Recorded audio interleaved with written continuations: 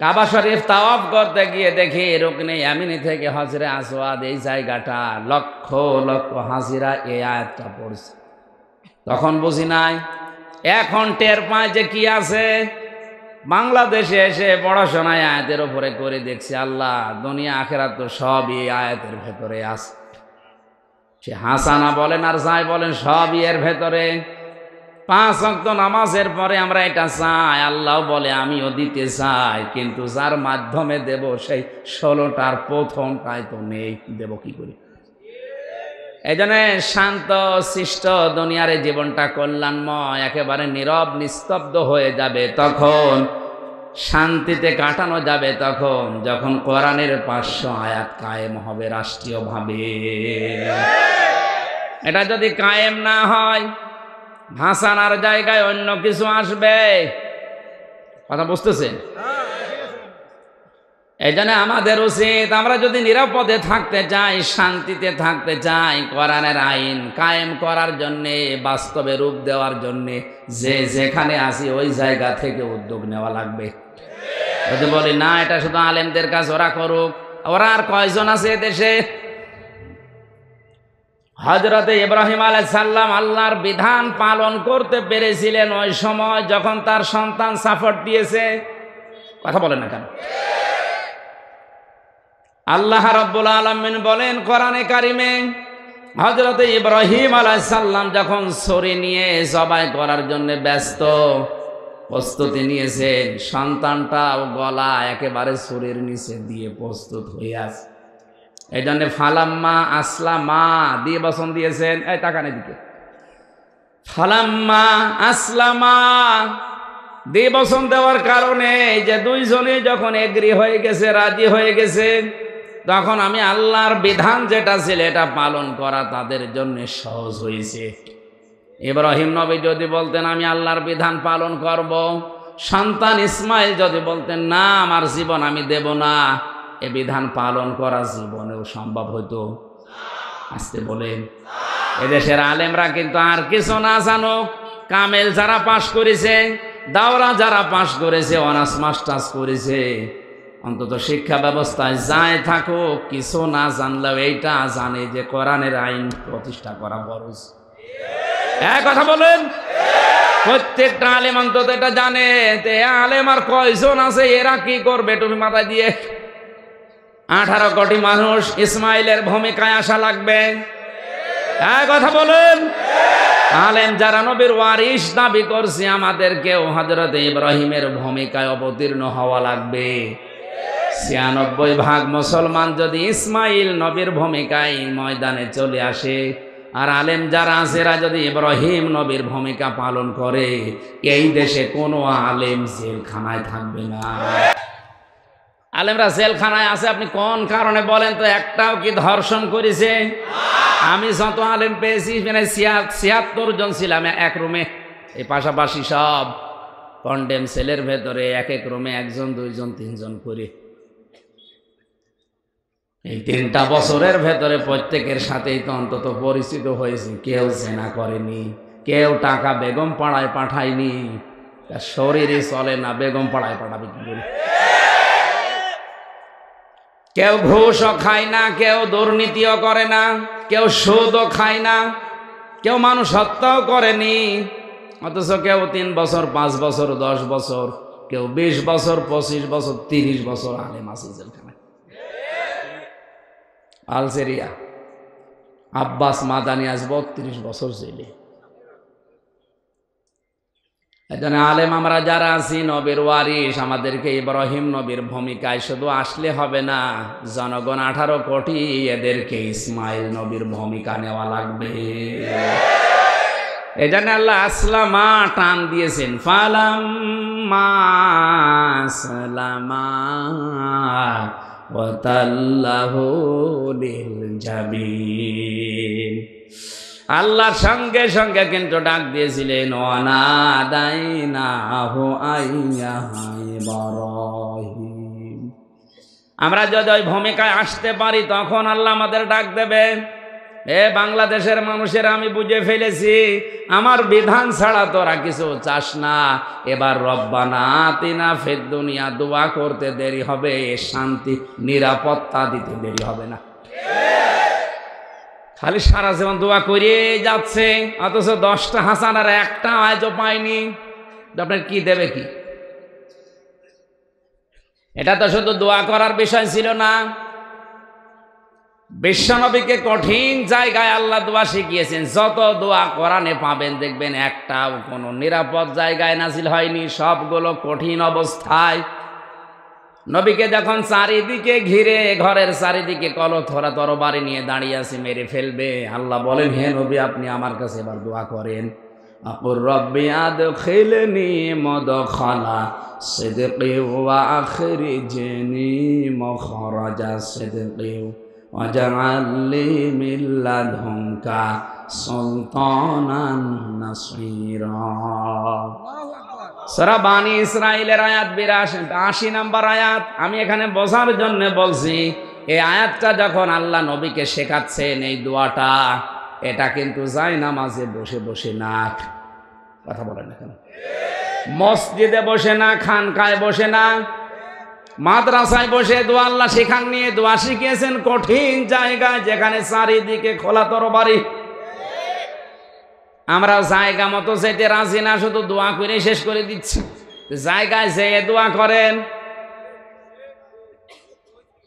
রব্বানা ফিরগ আলাইনা সাবরাও ওয়া সাব্বিত আকদামানা ওয়ানসুরনা আলাল কওমিল কাফিরিন। এই আয়াতগুলো আল্লাহ যে দোয়া হিসাবে আমরা পড়ি, কোথায় কোথায় নাজিল হয়েছে ওইটার শানে নজুল, ওইটার ঐতিহাসিক প্রেক্ষাপট অনেকে জানি না। এই জন্য দোয়া করছি বসে বসে খানকায়, অথচ খানকার দোয়া না, এটা ময়দানের দোয়া। নবীজি দোয়া করলেন, আল্লাহ শিখিয়ে দিচ্ছেন যে নবী আপনি আমার কাছে বলেন, কবুল করবে কে? শিখিয়ে দিচ্ছে কে? তাহলে এই দোয়া কবুল হতে আর দেরি হবে? আল্লাহ শিখিয়ে দিচ্ছে, কবুলও করবে তিনি। বলছেন নবী আপনি বলেন যে আল্লাহ তুমি আমাকে ঘর থেকে যদি বের করে দাও, নিরাপদে বের করে দিও, রাস্তায় যেন কোনো বিপদ আপদ না হয়। মদিনায় যদি পৌঁছিয়ে দাও, নিরাপদে পৌঁছিয়ে দিও, শুধু পৌঁছিয়েই শেষ করে দিও না। মিল্লা দুনকা সুলতানান নাসীরা, মদিনাতে যাওয়ার পরে তুমি আমার এমন একটা রাষ্ট্রীয় ক্ষমতা দিও, যেই ক্ষমতার ভেতরে তোমার সাহায্য থাকে।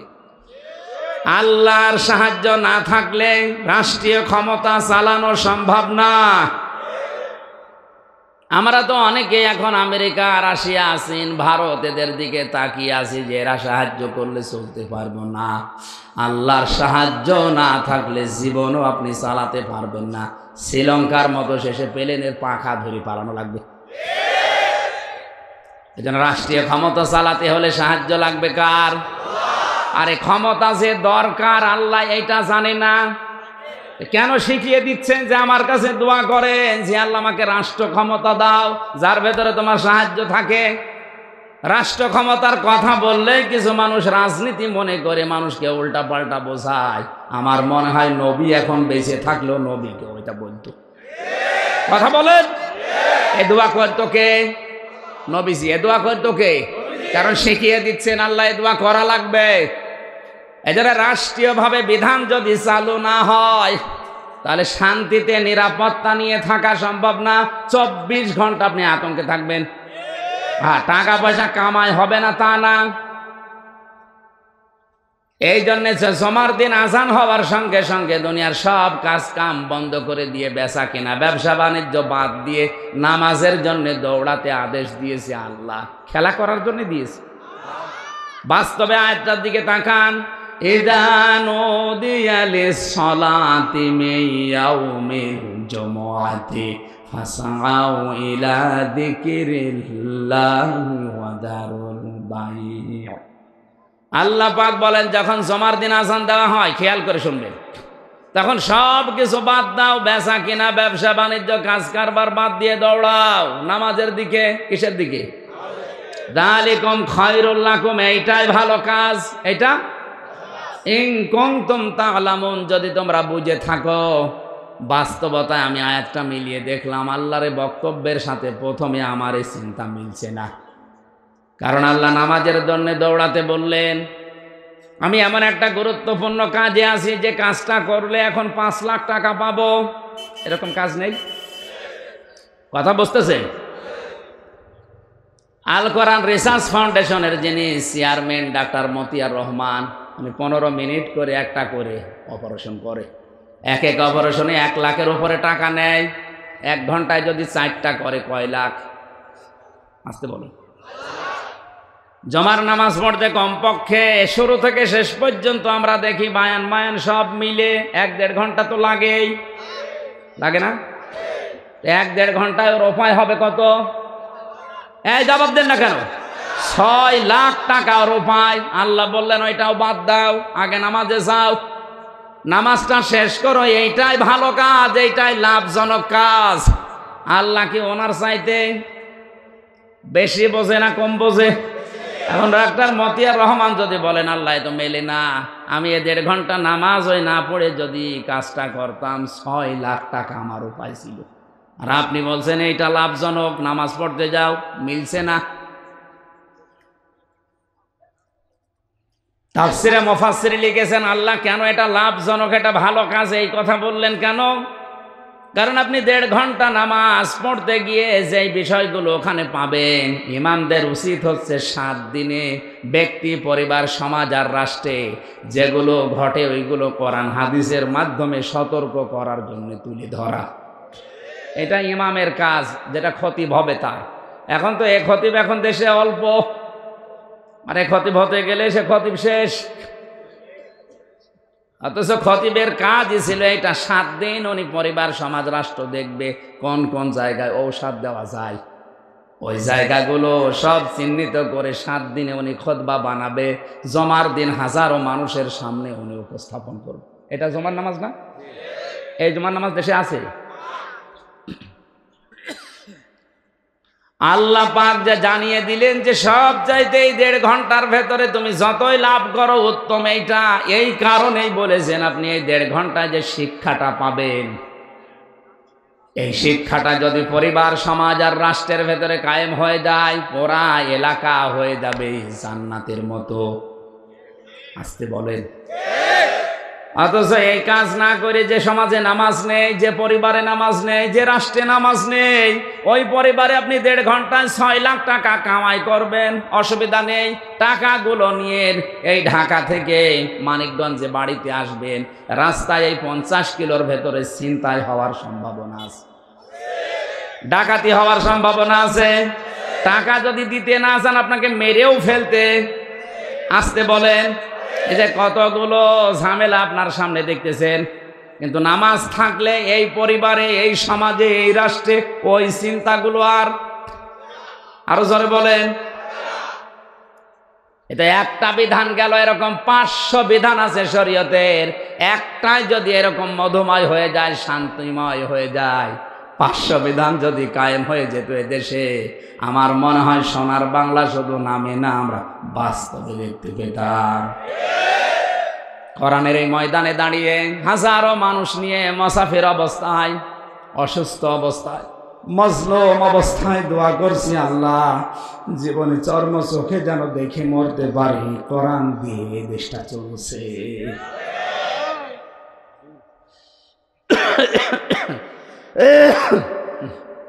না, শরীর আসলে ভেতর থেকে আসার পরে এখনো পর্যন্ত স্বাভাবিক হয়নি। শরীর ভেতরে সব খোলা হয়ে আছে, তো এগুলো পূরণ করতে আরো কিছুদিন সময় লাগবে। আর এরপরও চাপ চলছে অনেক বেশি, 2, 3টা 4টা করে প্রতিদিন। আজকে মনে হয় 3টা হয়ে গেল। আর গলায় পারবে কত, আর আমার এমনি শরীর চলে না, কত পারা যায়। খুব অল্প সময় কথা বলে বলে শেষ করছি, তারপরও হচ্ছে না, কণ্ঠও সাপোর্ট দিচ্ছে না, শরীর তো পারছেই না। দোয়া করছি, আল্লাহ তুমি আমার কণ্ঠটা আবার ওই স্বাভাবিক অবস্থায় ফিরিয়ে দাও। দরুদ আর সালাম পড়ছি আমাদের নবী মুহাম্মদুর রাসূলুল্লাহ সাল্লাল্লাহু আলাইহি ওয়াসাল্লামের প্রতি, যার আনিত আদর্শ পেয়ে আমরা খুশি। এই একটাই মাত্র মানুষ আল্লাহ দুনিয়ায় পাঠিয়েছিলেন, যাকে মেনে নিলে জীবনের গুনাহ মাফ হয়ে যায়। পৃথিবীতে এমন কেউ এখন আর নেই, কিয়ামত পর্যন্ত আসবেও না, যাকে মেনে নিলে জীবনের অপরাধ মাফ হয়। আছে কেউ? আছে? আপনার বিবেকের উপরে কি কুকুর প্রসব করেছে যে তার আদর্শ বাদ দিয়ে আপনি কাকে মেনে চলেন দুনিয়ায়? আশা করছি আপনার বিবেক খুলবে। এরপরেও যদি আপনার বিবেক না খোলে, আমার মনে হয় আপনার বিবেকে কুকুরে প্রসাবই করিস। আল্লাহ আমাদের বোঝার তৌফিক দিন। এই শব্দটা একমাত্র কেবলমাত্র শুধুমাত্র আমাদের মডেল আদর্শ বিশ্বনবী বলেন। কিচ্ছু যদি করতে না পারেন, এটার উপরে টিকে থাকতে পারলে আল্লাহ আপনাকে জান্নাতে দেবে। যে শব্দটার উপর টিকে থাকা অত সহজ, অনেক কঠিন বিষয়। ইমাম বুখারী শরীফ লেখার আগে একটা কিতাব লিখেছেন আল আদাবুল মুফরাদ। এর 6 নাম্বার হাদিসের 3 নাম্বার পয়েন্টে আমি পেয়েছি, কিয়ামতে আল্লাহ যখন বিচার শুরু করবেন, বিনা বিচারে বিনা হিসাবে কিছু মানুষকে জান্নাতে দেবেন, দুনিয়ায় যাদের আদর্শ ছিল বিশ্বনবী। এই দেশে এখন 100 জনের 14 জনের আদর্শ। জরিপ বেরিয়েছিল কয়েকদিন আগে, আপনি হয়তো দেখেননি। জরিপ পেয়েছিলাম এই দেশের 100 জনের 14 জন মানুষ আল্লাহর নবীকে আদর্শ হিসাবে 100 ভাগ মানে, আর বাকিগুলো সব টাল্টি বাল্টিতে চলছে। 100 জনের 96 জন মুসলমান দাবি করছে নবীর উম্মত হিসাবে, কিন্তু তার আদর্শ মানতে গিয়ে মাত্র 14 জন। বলেন বলেন। যেদিন 51 জন হয়ে যাবে, সেই দিন এই দেশে 500 আইন কায়েম হয়ে যাবে। আমরা এখন ওই লাইনে আছি, অন্তত 51 জন বানিয়ে নেই। আর 51 জন যদি না হয়ে 96 না 99 জনও যদি হয়, শুধু ওই আগা কাটা আছে। অনেকে মনে করে না আমার আগা কাটা আছে, আমি মুসলমান। তাহলে ছাগল কি? ছাগল মুসলমান না? আর এখানে অনেকে আছে এখনো পর্যন্ত আগা কাটেও নি, তাহলে ও কি? না, আমি শুধু হাসির জন্য বলি নাই।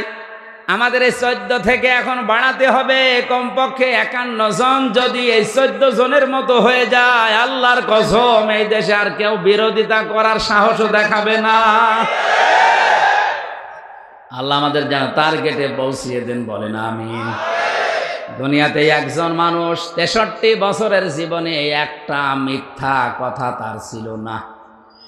আর কিছুক্ষণ আগে যেটা বললাম, সেদিন একজন চট্টগ্রাম থেকে আসার সময়, আমি নাম নাই নিলাম না, বলতে গেলে সমস্যা, সে লোক কি বলছিল যে হুজুর আর কত মিথ্যা কথা বলবো, জীবনে মিথ্যা বলতে বলতে আমার জীবনই শেষ হয়ে গেল, আর কত মিথ্যা বলা যায়। বলেন তো, এও নেতা ওইটাও নেতা, তার 63 বছরে একটা মিথ্যা পাওয়া যায়নি। আর এর মনে হয় 50 বছর বয়স হবে, এর 50 বছর পুরাটাই মিথ্যা। এই জন্যে তো নবীজিকে মেনে নিলে জীবনের অপরাধ মাফ হয়ে যায়। এ দুনিয়ায় এমন কেউ নেই যাকে অন্ধভাবে মানা যায়, উসওয়াতুন হাসানা হিসাবে গ্রহণ করা যায়। কারণ কি? কারণ দুনিয়ায় কোনো মানুষের জীবন আমার কাছে পরিষ্কার না। এদেশে যারা বিএনপি করে বুকে হাত দিয়ে বলতে পারবেন যে খালেদা জিয়া জীবনে একদিনও মিথ্যা কথা বলেনি। বলেন না কেন? পারবেন না। আওয়ামী লীগ যারা করে তারাও বলতে পারবে না যে আমাদের নেত্রী জীবনে একদিনও মিথ্যা কথা বলেনি, এটা সম্ভব না। জামাত যারা করে তারাও এখন বলতে পারবে না ডক্টর শফিক সাহেব জীবনে একটা মিথ্যা বলেনি। চরমনায় যিনি আছেন সৈয়দ রেজাউল করিম জীবনে একটাও মিথ্যা কথা বলেনি, এ গ্যারান্টি দেওয়া। বলেন বলেন। শুধুমাত্র একটি লোকের নামে দেওয়া যায়, লাকাদ কানা লাকুম ফি রাসূলিল্লাহি উসওয়াতুন হাসানা। এই শব্দটা বড় ভয়ঙ্কর শব্দ। উসওয়াতুন হাসানা, এ দুনিয়ায় একজনই যার আদর্শকে বিনা দ্বিধায় চিন্তা ভাবনা ছাড়া মেনে নেওয়া যায়, তার নাম মুহাম্মদুর রাসূলুল্লাহ। কারণ গ্যারান্টি দিয়েছেন সরাসরি আল্লাহ। ওয়া ইন্নাকা লাআলা খুলুকিন আযীম। এত মহান শব্দ আল্লাহ কোন নবীর নামের আগে পরে দেননি। হ্যাঁ, একবার ইসহাক নবীকে আল্লাহ ডাক দিয়েছিলেন গোলামিন হালিম বলে, যে আমার জ্ঞানী বান্দা। ইসমাইল নবীকে বলেছিলেন গোলামিন হালিম, আমার সহনশীল বান্দা, ধৈর্যশীল বান্দা। আর বিশ্ব নবীকে আল্লাহ এত বড় নাম দিয়েছেন খুলুকিন আযীম। কিয়ামত পর্যন্ত মানুষ অনুসরণ করিয়ে যাবে, কুল কিনারা খুঁজে পাবে না। সুবহানাল্লাহ বলতে পারেন নাই? এতক্ষণ বলার পেছনে আমার সামারাইজ এইটা। এরপরেও যদি বিশ্ব নবীকে বাদ দিয়ে অন্য কাউকে কেউ আদর্শ মানে, ওর কপাল পোড়া। আশা করছি আপনি ফিরে আসবেন। তেলাওয়াত করেছে সূরা মুলকের 2টা আয়াত মাত্র। একটা আয়াতের তাফসীর আজকে করব আমার কণ্ঠটার দিকে তাকিয়ে। জবান খুলে পড়েন আউযু বিল্লাহি মিনাশ শাইতানির রাজিম। বিসমিল্লাহির রহমানির রহিম।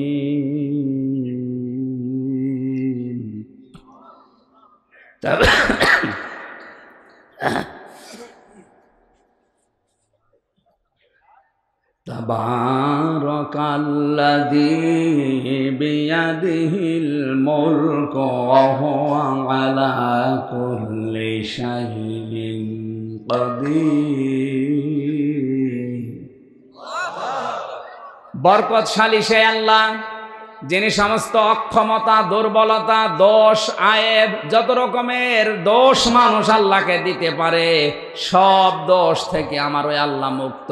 বিয়াদিহিল মুলক, যার হাতে রাজত্ব, যার হাতে। আরো জোরে বলেন।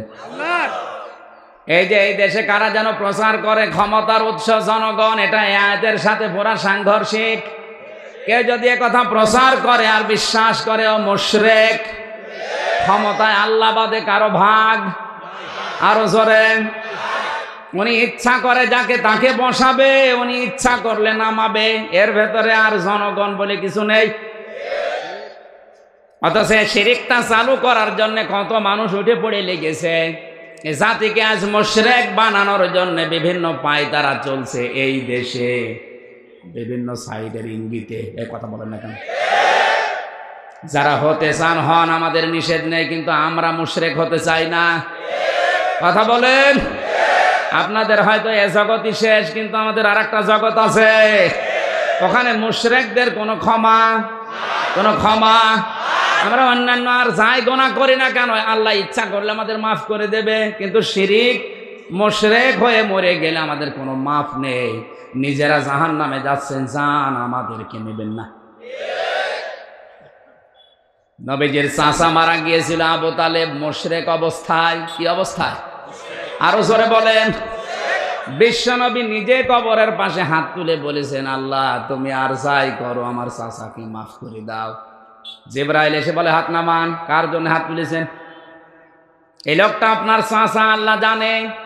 এই যে সারা জীবন আপনাকে ভালোবাসা দিয়ে, চমা দিয়ে বাড়িতে রেখে লালন পালন করেছে, আল্লাহ দেখেছে, কিন্তু লোকটা মুশরিক।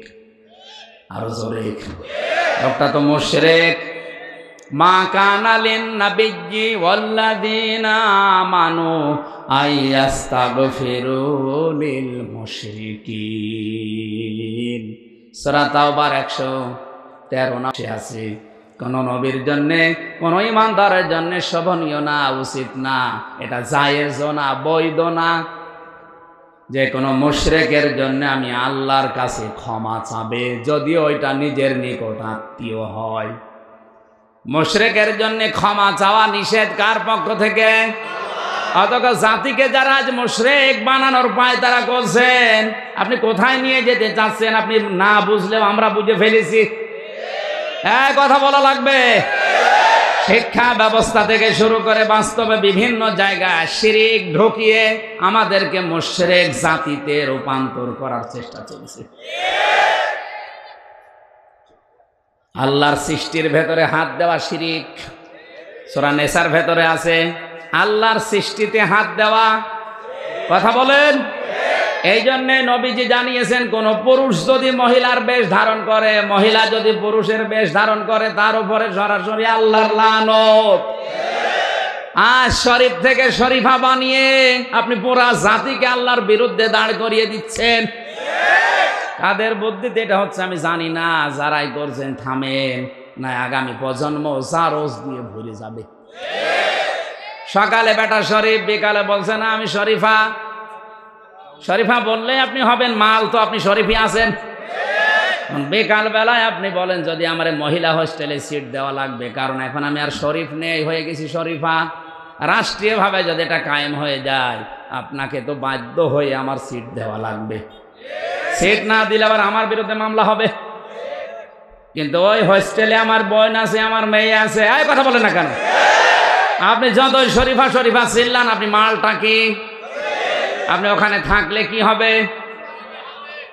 আপনি টের পাচ্ছেন কোন জায়গায় যাচ্ছে? কিছু তো টের পাননি, মানে এই আর কি, এ আর কি। আগামী কয়েক বছর যাক দেখেন, বাধ্য হয়ে আপনাকে সিট দেওয়া লাগবে শরীফাকে। ও কিয়ামত পর্যন্ত যদি চিল্লায় আমি শরীফা, হবে? মাল তো শরীফ, মাল কি? ওই হোস্টেলে আপনার বোন আছে, আপনার মেয়ে আছে, ওখানে কি তৈরি হবে? যারো যায়, কথা বলেন না কেন? আল্লাহর সৃষ্টিতে হাত দেওয়া এটা শিরিক। এটা কি? এই কাজ থেকে বিরত হন। পুরা জাতিকে আজ অনেকে মুশরিক বানানোর চিন্তা ভাবনা নিয়ে এজেন্ডা নিয়ে লেগেছে। আমরা বুঝে ফেলেছি, আমরা এ ফাঁদে পা দিতে রাজি না। বলেন, বিশ্বনবীকে যেদিন নবুয়ত দেওয়া হয়, ওই দিন কিন্তু 3 বার বুকে চাপ দিয়েছিল ফেরেশতা। এদিকে তাকান, 3 বার নবীকে বুকে চাপ দিয়েছে জিবরাইল। একবারও নবীজি পড়েন নাই। পড়েছিলেন? কি বললেন? মা না বেকারি, আমি পড়তে পারি না। 4র্থবার যখন বুকে চাপ দিয়ে বলেছে, বলেন ইকরা বিসমি রাব্বিকাল্লাযী খালাক। বিশ্বনবী কিন্তু এবার 5টা আয়াত জিবরাইলের সাথে পড়েছিলেন। এ কথা জানেন না? জানেন না? আমি স্মরণ করাচ্ছি, একটা কারণ আছে। এই যে 5টা আয়াত সরাসরি এবার জিবরাইলের সাথে পড়লেন, অথচ এতক্ষণ বলছিলেন আমি পড়তে পারি না। হাদিসের ব্যাখ্যাটা দেখবেন, বিশ্বনবী ওই সময় বলেছিলেন জিবরাইল এতক্ষণ কেন বললে না যে বিসমি রাব্বিকাল্লাযী খালাক, যিনি আমাকে বানিয়েছে তার নামে পড়া লাগবে। উনি আমাকে বানিয়েছে পুরুষ করে, আর আমার বউকে বানিয়েছে মহিলা করে। ও এখন পুরুষ হবে, আমি এখন মহিলা হব। এই কথা বলছে না? তুমি এতক্ষণ যদি বলতে যে যিনি আমাকে বানিয়েছে তার নামে পড়া লাগবে, আমি এতক্ষণ অপেক্ষা করতাম না। কারণ আমি পড়বো কার নামে, এই নিয়ে দ্বিধাদ্বন্দ্বে ছিলাম। তুমি যখনই বলেছো বিসমি রাব্বিকা, এখন আমার আর কোনো সন্দেহ নেই, সংশয় নেই, কোনো চিন্তা ভাবনা নেই। আমি তোমার সাথে পড়তে আরম্ভ করে দিলাম। ইকরা বিসমি রাব্বিকাল্লাযী খালাক, খালাকাল ইনসানা মিন আলাক, ইকরা ওয়া রাব্বুকাল আকরামুল্লাযী আল্লামা বিল কলাম, আল্লামাল ইনসানা মা লাম ইয়ালাম। জোরে বলেন আল্লাহু আকবার। নবীজি উম্মতদেরকে শিক্ষা দিতে চাইলেন, উম্মতেরা আমি নবুয়ত যেই দিন পেয়েছি ওই দিনই আল্লাহর নামে পড়া আরম্ভ করেছি। কার নামে? যতক্ষণ জিবরাইল আল্লাহর নাম আমাকে বলে নাই, শুধু ইকরা ইকরা বলে, আমি পড়ি নাই। সুতরাং পড়তে বললে আমরা পড়তে পারি না যতক্ষণ আমাদের মালিকের নাম না আসবে। শিক্ষা ব্যবস্থা আমরা ইকরা বিসমি রাব্বিকাল্লাযী খালাক চাই, বিসমিল্লাহির রহমানির রহিম চাই, ইন্নাদ দীনা ইনদাল্লাহিল ইসলাম চাই, আল ইয়াউমা আকমালতু লাকুম দীনাকুম চাই। কথা বলেন, শিক্ষা ব্যবস্থা এগুলো চাই না? চাই না? আল্লাহর নাম ছাড়া আমরা পড়তে পারি না।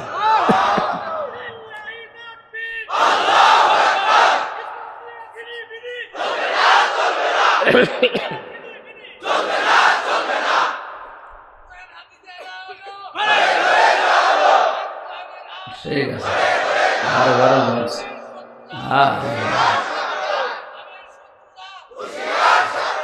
53 বছর তো চলছে ঘরে ঘরে, নাকি? যেখান থেকে আলো লিভিয়ে যাচ্ছে ওই জায়গায় জ্বালাতে হবে। ওখানে যেটা কায়েম হবে ওইটাই সারা দেশে চলবে। শিক্ষা ব্যবস্থা এমনিতে ঢোকাতে পেরেছে ওখানে কায়েম হওয়ার পরে। সুতরাং আমরা চাই এখন আর ঘরে ঘরে না, ওই জায়গা মতো চালাতে হবে। আমরা আল্লাহর ভাষায় যদি পড়া আরম্ভ করি, মানুষ মানুষ হবে। আর আল্লাহর নাম নিয়ে পড়া বন্ধ করেন, মানুষ হবে ঠিক, কিন্তু এটা জানোয়ার হবে। আমি এই চোখে দেখেছি ওস্তাদ ওযু করছে, ছাত্র পানি ঢেলে দিচ্ছে পায়ে।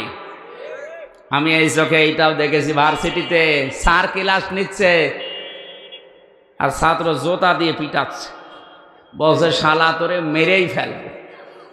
শিক্ষক বলছে বাবা তুই আমারে মাফ কর, বলে না তোর কোনো মাফ নেই। কেন তুই সিট দিলি না? ওইটাও ছাত্র, ওইটা সকালবেলা মদ দিয়ে কুলি করে ঘুম থেকে ওঠে, বলেন সুবহানাল্লাহ। আগেরটা ছাত্র, ওইটা কোরআন পেয়ে মানুষ হয়ে গেছে, আর ওইটা বিশ্ববিদ্যালয় থেকে মাস্টার্স করে জানোয়ার হয়ে গেছে। বাস্তবে অভিজ্ঞতায় বলছে, রিমান্ডে যে মানুষগুলো দায়িত্ব পালন করে একটা অশিক্ষিত না, সব অনার্স মাস্টার্স করা, তাও বড় বড় বিশ্ববিদ্যালয় থেকে।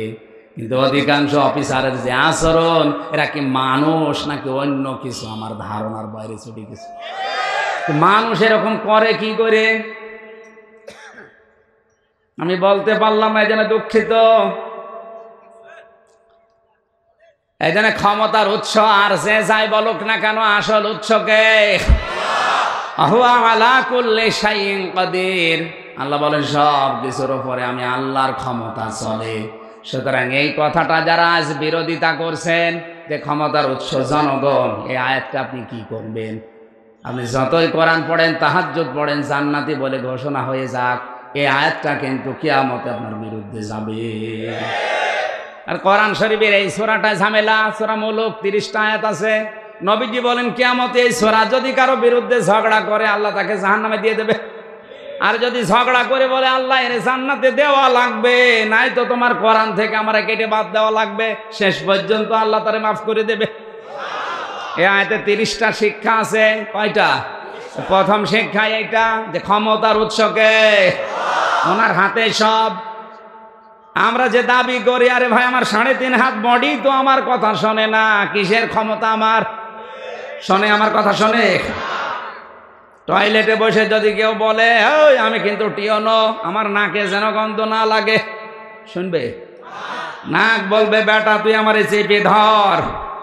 তো আপনার নাকই তো আপনার কন্ট্রোলে নেই। আল্লাযী খালাকাল মাউতা ওয়াল হায়াতা লিয়াবলুয়াকুম আইয়ুকুম আহসানু আমালা।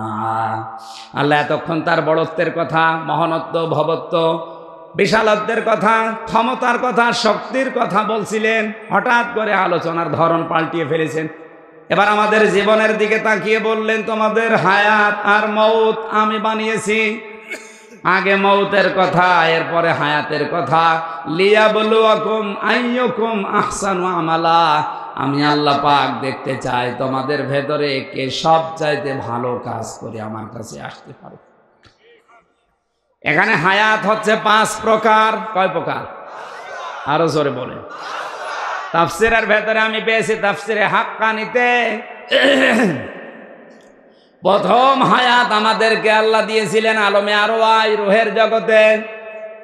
এক একটা শব্দে লক্ষ লক্ষ কথা আছে, আমি বিস্তারিত বলতে গেলে শেষে গলা ভেঙে যাবে, আর বলতে পারবো না, তাড়াতাড়ি করছি। দ্বিতীয় নম্বর হায়াত ছিল আলমে বুতুন, মায়ের পেট। এরপরে এখন আছে আলমে দুনিয়া, এই দুনিয়ার জগতে। এরপরে আরো 2টা আমাদের সামনে আছে আলমে বারজাখ, কবরের জগতে। 5 নম্বর যেটা আলমে আখেরাত, যার শুরু আছে আর কোনোদিন শেষ নেই। কথা বলে না কেন? 5টা জগৎ আল্লাহ বানিয়েছেন। এই 5টা হায়াতের 2টা হায়াত শেষ, 2টা হায়াত সামনে, আর মাঝখানেরটা এখন আমরা আছি। আগের 2টা শেষ, পরে 2টা আছে, মাঝখানেটা থাকবে। বলেন বলেন। এই জন্য আয়াতের প্রথম শব্দ কিন্তু আল্লাযী খলাকাল হায়াতা না, আল্লাযী খলাকাল। তাফসীরে মুফাসসির দিয়েছেন মাউতা শব্দ আল্লাহ এই কারণে দিয়েছেন, দুনিয়ার মানুষ তুমি যত উপরে ওঠো না কেন, যত বছর ক্ষমতায় থাকো না কেন, এই চিন্তা সব সময় মাথার ভেতরে রাখবা যে আল্লাহ মরা লাগবে। বলেন বলেন। লিয়াবলুয়াকুম আইয়ুকুম আহসানু আমালা, আমি তোমাদেরকে পরীক্ষা করতে চাই কে তোমাদের ভেতরে ভালো কাজ করে। আল্লাহ বেশি কাজ চাননি, ভালো কাজ চেয়েছেন। আল্লাহ যদি বেশি কাজ চাইতেন তাহলে আকসারু আমালা দিতেন, যে বেশি বেশি কাজ করো, কাজ ভালো হোক আর মন্দ হোক না, কাজ আপনি অল্প করেন কিন্তু কাজটা হওয়া লাগবে কি। ব্রিজ বানিয়েছে 10 বছরের গ্যারান্টি দিয়ে 1.5 মাসে টেকে না, কি বানালেন আপনি? কথা বলে না কেন? বাজেট তো ঠিক মতোই নিয়েছিলেন, রড না দিয়ে বাঁশ দিয়েছেন, মানে হাজার হাজার বিল্ডিং ধসে পড়ে মেয়াদ শেষ হওয়ার আগে, তার মানে এর ভেতর অবশ্যই দুর্নীতি হয়েছে। এই জন্যই তো আল্লাহ দিয়েছে আহসানু আমালা, বেশি কাজ করার দরকার নেই, কাজ অল্প করো, কাজটা ভালো করো। কি করো? আরে দুনিয়ায় যত ভালো কাজ আছে আল্লাহর দৃষ্টিতে ভালো কাজ কোনটা বলবো? মানবেন তো? আল্লাহর দৃষ্টিতে ভালো কাজ কোনটা বলবো? না, আল্লাহ তো সাপোর্ট দেবে না, মনে হচ্ছে গলা ভেঙে গেলে তো মুসিবতে পড়ে যাবে। আমি পড়া কোরআন শরীফে আয়াতটার সাথে তাফসিরে কোরআন বিল কোরআন মিলিয়ে যেটা পেয়েছি, দুনিয়ায় যত ভালো কাজ আছে সব চাইতে ভালো কাজ আল্লাহর কাছে। সাহাবীরা যেটা বুঝেছিলেন এই আয়াত থেকে, সাহাবীদের কাছে জীবনের সব চাইতে ভালো কাজ ছিল আল্লাহর দ্বীন জমি কায়েম করা। আসতে বলেন, একটা সাহাবীর জীবন দেখাতে পারবেন যিনি জীবনে এই শখ করে না যে আল্লাহ আমি শাহাদত চাই না? কেউ বলেছে কথা? প্রত্যেকটা সাহাবীর জীবনের এই ইচ্ছাই ছিল আসল, যে আল্লাহ আমি শাহাদতের মরণ চাই। কারণ এমনিতে যদি মরে যায় হয়তো কবরে দেবে, ঈমান নিয়ে থাকবো, শুয়ে থাকবো কিয়ামত পর্যন্ত ঘুমিয়ে, আর কিছু পাবো না। আর শাহাদতের মরণ যদি নসিব হয়, মরণের পরে আমি জীবিত এবং আল্লাহ আমাকে খাওয়াবে। জেলখানার এই 3টা বছরের প্রতিদিন তাহাজ্জুদের নামাজে আমার শেষ কথা ছিল এইটা, আল্লাহ তুমি মরণ দিও, কারণ কত মানুষের জেলে মরে বেরিয়ে যাচ্ছে। আল্লাহুম্মা ইন্নী আসআলুকা শাহাদাতান ফি সাবিলিক, তুমি মরণ দিও, আমার দুঃখ নেই, কিন্তু শাহাদতের মরণ দিও। কোরআনের পাখিরা সারা জীবন এই দোয়া ছিল, এজন্য আল্লাহ কবুলও করে নিয়েছে। আরে ভাই, সাধারণভাবে ঘুমিয়ে থাকলে মরে গেলে তো হতো না, শাহাদতের মরণ আল্লাহ দিয়ে দেখিয়েছে। আর শাহাদতের মরণ গরু ছাগলকে দেয় না। ওয়ালিয়ালামাল্লাহুল্লাযীনা আমানু ওয়া ইয়াত্তাখিযা মিনকুম শুহাদা আল্লাহু লা ইউহিব্বুজ জালিমিন। সূরা আলে ইমরান 4 নম্বর পারা 6 নম্বর পৃষ্ঠা 14 নম্বর লাইনের 140 নম্বর আয়াতের শেষের দিকে আছে। আল্লাহ বলেন, যারে তারে আমি শাহাদতের মরণ দেই না, যার জীবন যৌবন, যার প্র্যাকটিক্যাল লাইফ আমার কাছে ভালো লাগে, ওরে সাধারণভাবে মরণ না দিয়ে শাহাদতের মরণ দিয়ে ধন্য করি। কারণ শাহাদত নসিব হয়ে গেলে ওই মানুষটা মরণের পরে আর ঘুমাবে না, ও জিন্দা এবং খাবার খাবে কার কাছে? এইটা তো আমি বানালাম। সূরা আলে ইমরানের ভেতরে আছে 4 নম্বর পারা 11 নম্বর পৃষ্ঠা 9 নম্বর লাইনে, ওয়ালা তাহসাবান্নাল্লাযীনা কুতিলু ফি সাবিলিল্লাহি আমওয়াতা বাল আহইয়াউন ইনদা রাব্বিহিম ইয়ারযাকুন। হে নবী, আপনি ধারণা করেন কি যারা মারা গেছে? না, যারা আমার রাস্তায় জীবন দিতে পারে এরা জীবিত, এবং আমি আল্লাহ এদেরকে খাবার খাওয়াই। ঘুমিয়ে থাকলে খাওয়া লাগে? আসতে বলেন। জেগে থাকলে খাওয়া লাগে, আর খেলে রক্ত মাংস তৈরি হয়। বলেন বলেন। কিয়ামত পর্যন্ত যে লোকটা জীবিত থাকবে এবং আল্লাহ তাকে খাবার খাওয়াবে, দুনিয়ার এই পচা খাবার, জান্নাতের খাবার আল্লাহ খাওয়াবে, অবশ্যই তার রক্ত মাংস তৈরি হওয়ার কথা। এটা যে হয়েছে তার প্রমাণ হামজা। হযরতে হামজা রাদিয়াল্লাহু তাআলা আনহু শহীদ হওয়ার 30 বছর পরে তার কবরটা ভেঙে গিয়েছিল মদিনা একবার ঢল হওয়ার কারণে। ছোটবেলায় যারা তার সাথে যুদ্ধ করেছে এখন তারা মুরব্বী হয়ে গেছে, রক্ত অনুসন্ধান করতে গিয়ে দেখে 30 বছর আগে উহুদের ময়দানে কাফেরেরা যেখানে যেখানে হামজাকে তরবারি দিয়ে আঘাত করেছিল ওই জায়গা দিয়ে ফিনকি দিয়ে রক্ত বের হচ্ছে। উনি যদি খাবার না খাবে 30 বছর পরে ওনার শরীরে রক্ত এলো কোথা থেকে? কথা বলেন না কেন? এই জন্য যত মৃত্যু আছে দুনিয়ায় সবচাইতে উত্তম মৌত শাহাদতের মৃত্যু। আল্লাহ বলেন দুনিয়ায় সবচাইতে ভালো কাজই তো এইটা, আল্লাহর জমিনে আল্লাহর দিন কায়েম করা। যদি কায়েম হয় ভালো, না হলেও তোর অসুবিধা নেই, তুই তো জমিনের মালিক না, তুই কামলা। এই কথা বলে না কেন? বিকাল 5টা পর্যন্ত ডিউটি করে যা, বিকালে তোর বেতন দিয়ে দেব। আমরা এই কোরআনের মালিক না, এ কোরআন আমাদেরও না, এ কোরআন আল্লাহর। এ জমিনও আমাদের না, এ জমিনের মালিকও কে? আমরা শুধু কোরআন হাতে নিয়ে জমিনে প্রতিষ্ঠা করার জন্য কামলা দিচ্ছি। আরো জোরে দিতে দিতে যদি আমাদের 5টা মানে জীবনের শেষ দিন, প্রতিষ্ঠা হলে ভালো, না হলেও আমার লস নেই, আমার বেতন জান্নাত আছে। আল্লাহ তাআলা বলেন ওহুয়াল আজিজুল গফুর, এই ভালো কাজটা যদি করো আমি কিন্তু আজিজ, আমি গফুর। এই কাজ করতে গেলে দোষ ত্রুটি ভুল ত্রুটি হয়ে যেতে পারে, আমি আল্লাহ গফুর হিসাবে মাফ করে দেব। আর যদি এ কাজ না করো আমি এমনিতেই ছেড়ে দেব না, আমি আজিজ, আমি পরাক্রমশালী, আমার ধরা বড় শক্ত ধরা। এই জন্য পৃথিবীর এই ভালো কাজটা সাহাবীরা যেটা বুঝেছিলেন, হযরত মায মুআউযিজ এতটুকু বয়সে এই কাজটা বুঝেছিলেন যে ভালো কাজ এইটা, আল্লাহর জমিনে আল্লাহর দিন কায়েম করা। আমাদের জীবনের মেন টার্গেট, যতদিন এটা না হবে ততদিন আল্লাহর আজিজ থেকে আপনি মুক্ত হতে পারবেন না।